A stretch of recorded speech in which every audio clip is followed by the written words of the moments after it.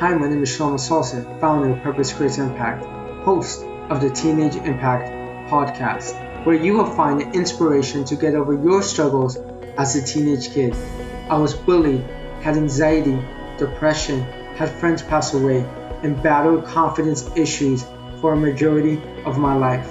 Whether you have the same issues as me, feel lonely, face challenges in your home or in school, I'm going to be interviewing people who overcame these struggles and provide you with tips on how you can overcome yours.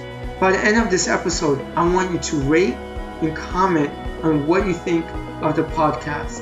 This will allow the podcast to be ranked higher and serve more teenagers. Welcome to your first episode of the Teenage Impact Podcast. This is your host, Shelomo Solson.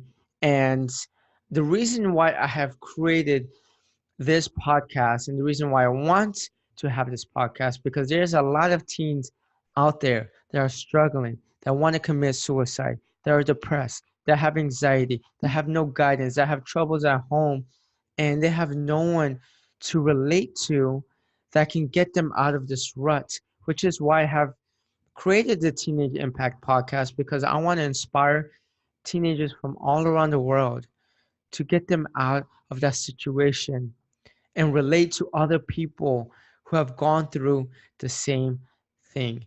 What can you expect from this podcast? Well, my first 5 episodes are about me because I want you to relate to why I have created this podcast and why this is my mission. There has been a lot of stuff that happened to me in the past 28 years of my life, and I believe I can inspire other people.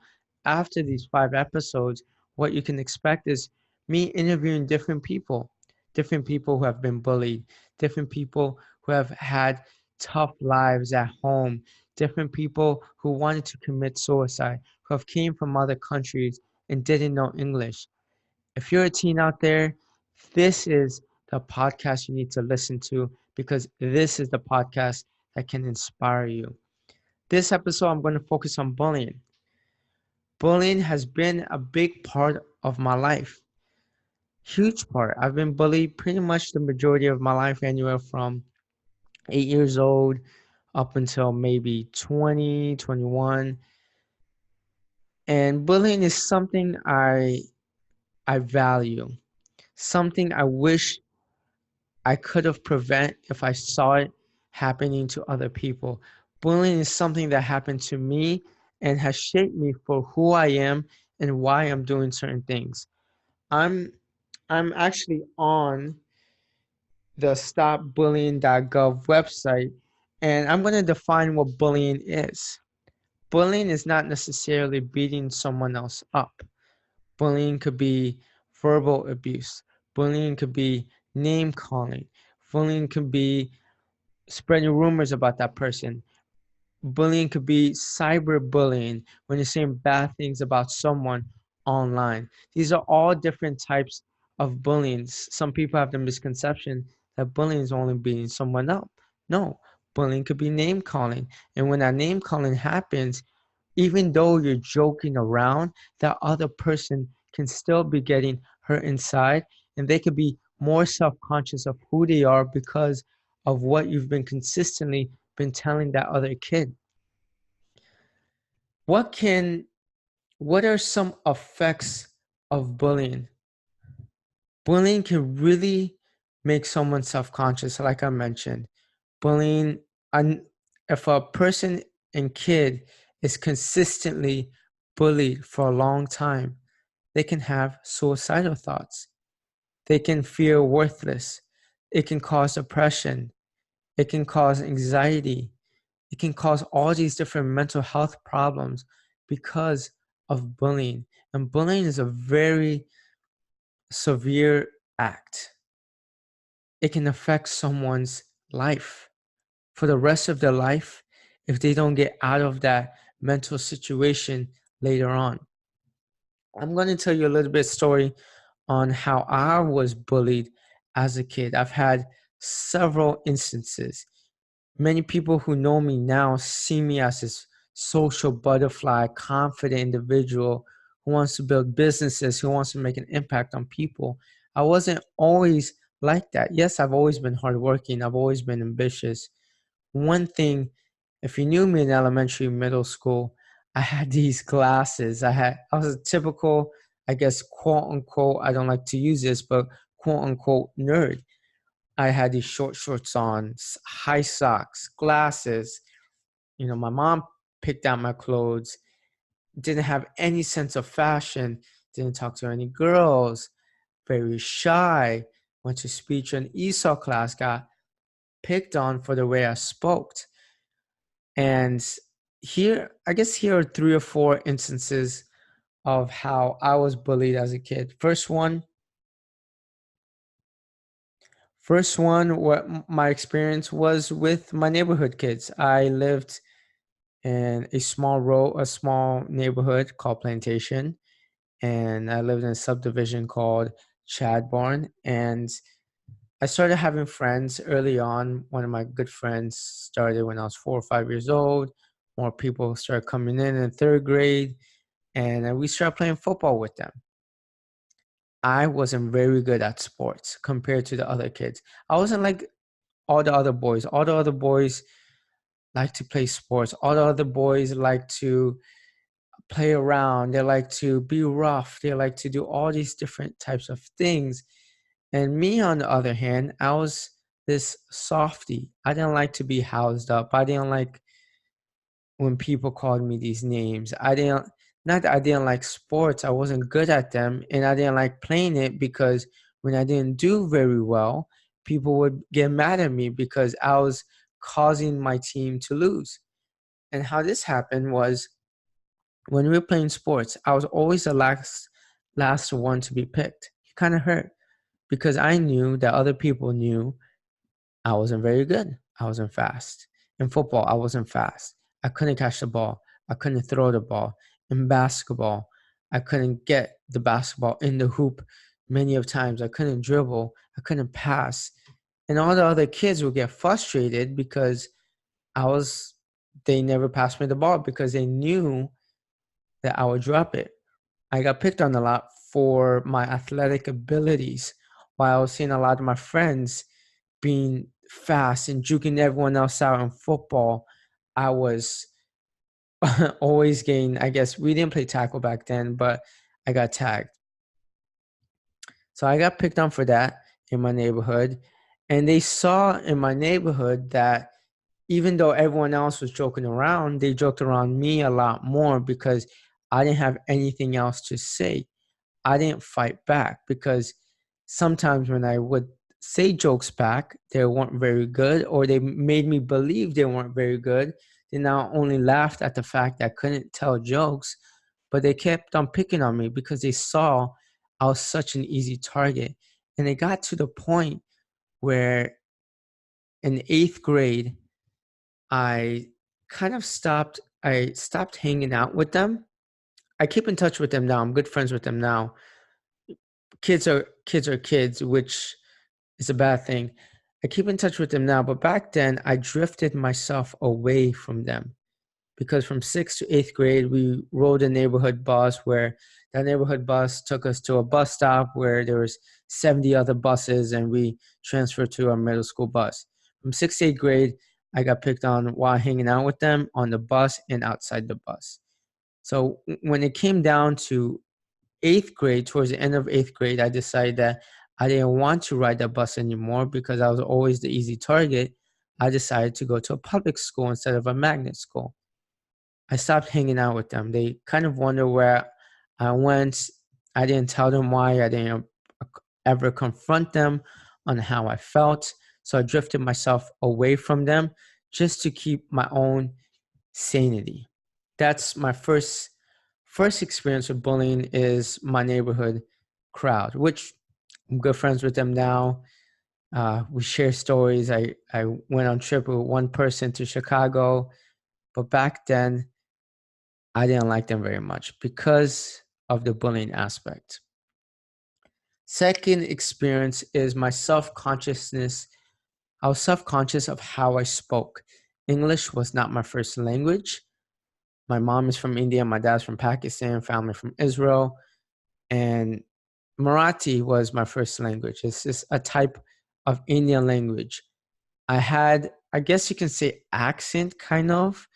I went to speech and ESOL class for 7 years, all the way from second to I think seventh or eighth grade. And a lot of people, I was self-conscious of how I spoke because a lot of people had asked me to repeat my words. I had an accent and a pronunciation issue, which sometimes I still do, but it doesn't faze me at all anymore. I had a pronunciation issue.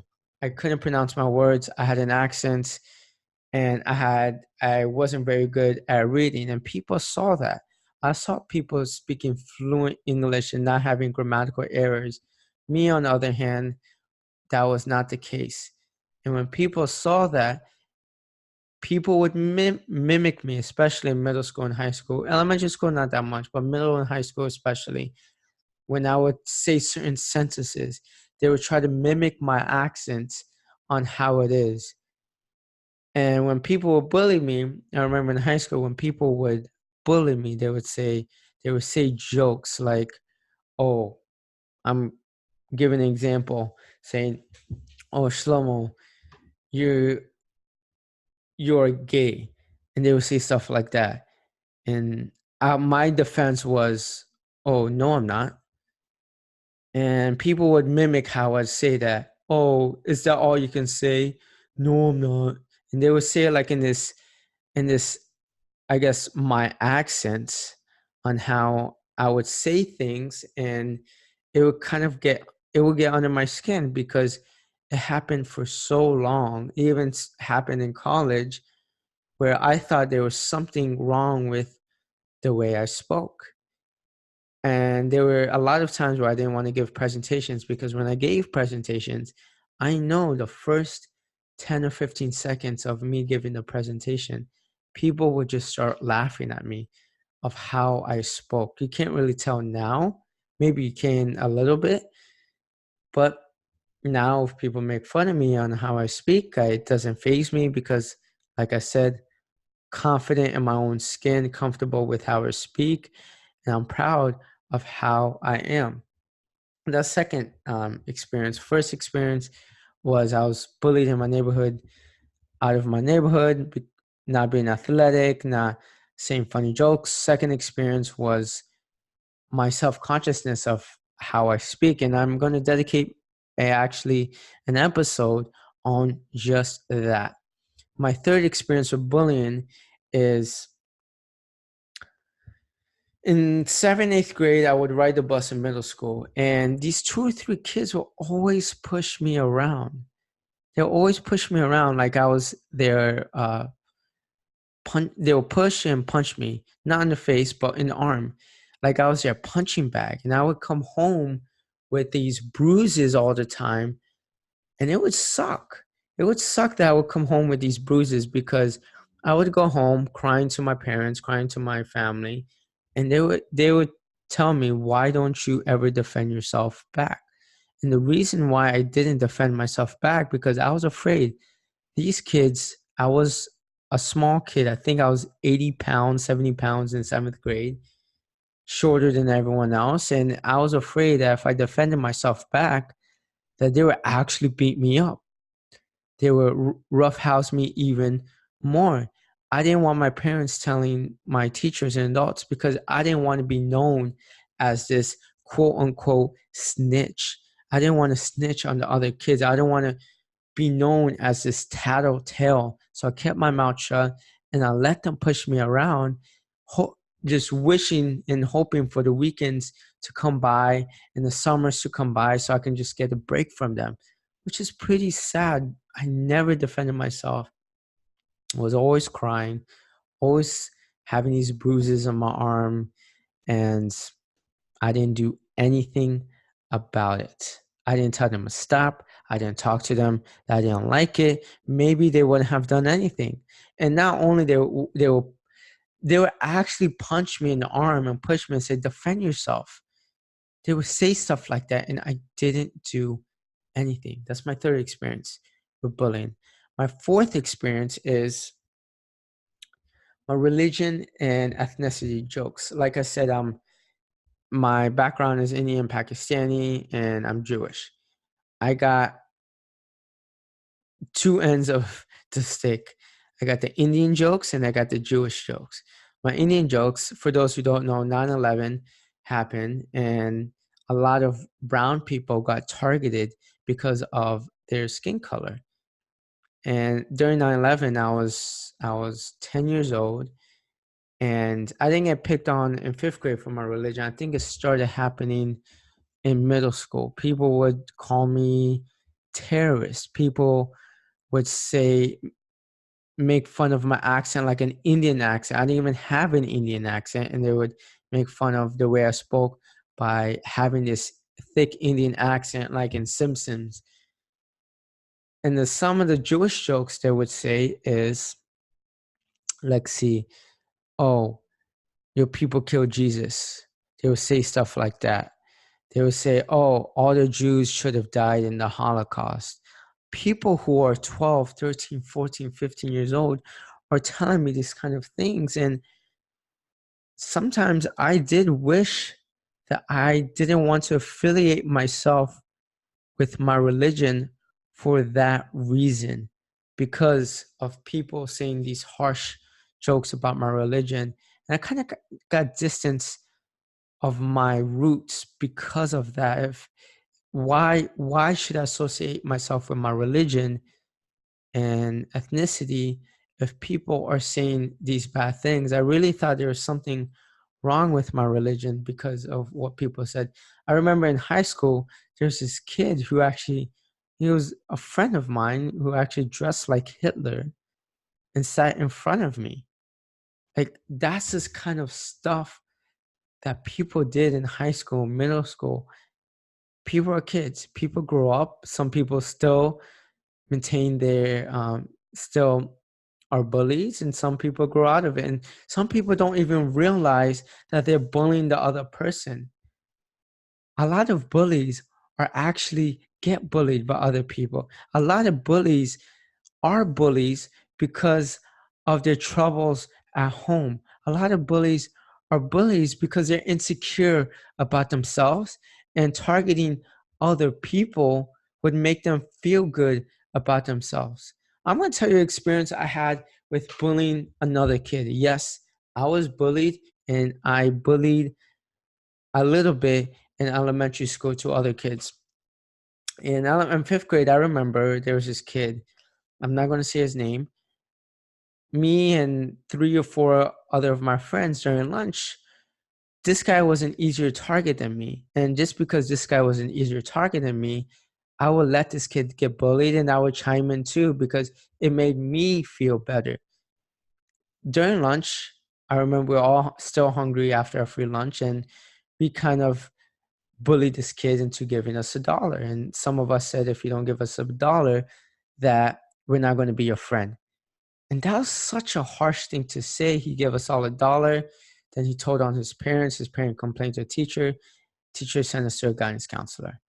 And from then on, I made up an excuse in my head. The reason why I did all that is because, hey, I gave this kid free food all the time. This kid, at least, I deserve at least $1, which was, the logic didn't even make sense, but it made sense in my head. And there's been a couple times where I picked on kids because to make myself seem better, because I had low self-esteem. I don't do that anymore because right now I don't need to make myself seem better by putting someone else down. How can you prevent bullying, or what happens if someone is bullying you? What are some ways to prevent it? Well, first of all, start off with not paying attention to them. Kind of seems like backwards advice, but number one, the first thing is don't pay attention to them. With the more you make it seem like it's phasing you, the more they're going to keep picking on you. But the less you make it seem like it's not phasing you, the less they will pick on you. Now, if someone calls me different names, that even if I don't like it, I don't let it phase me. I don't let it ruin my day, because I have created this mentality in my head that I'm worthy, and other people's opinion of me doesn't matter. Now, if someone does say wrong things about me, it doesn't bother me at all. But if they keep on doing it, even though you don't pay attention to it, the second step is tell them to stop. Tell them to stop in a stern voice, or have a talk with them privately. Tell them you don't like it, express how you feel. And sometimes people don't know, or some other kids don't know, that you feel that type of way. And we're too afraid to speak up. And because we're too afraid to speak up, they're going to continue to do it. If you actually tell them that you don't like it, half the time they will stop, because half the time they don't even realize the type of damage they're doing to someone. That's step number 2. Step number 3, if they do continue to do it, get an adult involved. When I was a kid, I did not want to get an adult involved because I was scared of being known as this tattletale. But guess what? If you don't like the way someone is treating you, you need to get an adult involved, because they could be doing the same exact thing to you, to other people as well. And if they're doing it to 5 or 6 other people, then just imagine how they feel. If you get an adult involved, if you get a teacher involved, if you get a principal involved, at least they can get their parents involved and have them disciplined in some type of way, shape, or form, or have some type of talk with them. Or maybe something is going on in the home that you don't know about, and only a teacher or a counselor can really help that child out. You telling them to stop, and if something's going on in their home, like maybe their parents are bullying them at home, maybe that kid would tell the counselor, and that counselor would take care of it themselves. Fourth thing is, if it continues to happen, then you need to somehow isolate yourself from that person, even if they're your best friend. I've done this many times. I've done this in middle school, I've done this in high school, and I've done this in college. If friends are continuing to do stuff to you, say stuff to you that you don't like, these friends are considered toxic now. When someone is toxic, they're doing stuff to you that's affecting your mental health and your well-being, and you don't deserve that. You deserve to live your best life, and the only way to do that is to get away from them. If you hang out with them at lunch, don't hang out with them at lunch. Do not care about their opinion if you stop hanging out with them, because I guarantee you, when a teen becomes an adult, the same thing happens. They can be toxic friends when you're 20, when you're 30, when you're 40, when you're 50. They could be toxic family. When they're toxic, don't feel bad for leaving them, because I had that guilt in the beginning. When I would leave a friend and not hang out with them as much, I would feel guilty all the time, because I thought I was doing them a disservice, that I wasn't loyal. But they're the ones that are not loyal. They're the ones that are not your true friends, because they keep picking on you even though you told them to stop. So just follow those 4 steps. Step number 1 would be, don't pay any attention to it. Don't let it phase you. Step number 2 is tell them to stop. Step number 3, get an adult involved. And step number 4, leave them, or don't hang out with them, or find some way where you don't associate yourself with them. Here are some other tips if you are being bullied. When you're being bullied, your confidence is effective. You start thinking to yourself, there's something wrong with you. You start thinking to yourself, maybe I'm not worthy. Your confidence gets effective. You're fine the way you are. Other people's opinion of you does not define who you are. If someone's calling you fat, if someone's calling you worthless, if someone's calling you these names, that does not define you. Their names of you does not define you. The only way you are defined is how you define yourself. So if someone's calling you dumb and you believe that you're smart, then guess what? You're smart, not dumb. And that kind of goes with tip number 2 is don't let other people's judgment of you affect you. Now, like I said, if people are calling me these names, it does not even faze me like it used to. I should think about it all day long. But I've gotten to that point. I've trained my mind to the point where I'm truly confident in myself, and I don't let the judgment affect who I am as a person. And finally, last tip is don't bully other people to make yourself seem better. That seems like such an easy route, because when you're getting bullied, you want to bully other people to validate how you feel. By putting other people down, you make yourself feel happy. Well, guess what? By you doing that, you don't know the harm you're causing the other person. You don't know what other stuff they are going through at home or with other friends. Always be nice to people. That's one of my mantras in life. Being nice. And a lot of people say nice guys finish last. Well, I think that that is totally not true. As long as you're not a pushover, always be nice. Always treat people how you would want to be treated. That kind of sums up my first episode about bullying. I take bullying dear to my heart. If you see other people get bullied, stand up for them or be there for them. Don't be the bully. Trust me, it's not a good feeling. And if you are being bullied, you can always reach out to me and kind of vent to me, because I'm always going to be there. My community is always going to be there for you. And this is why I have created this podcast.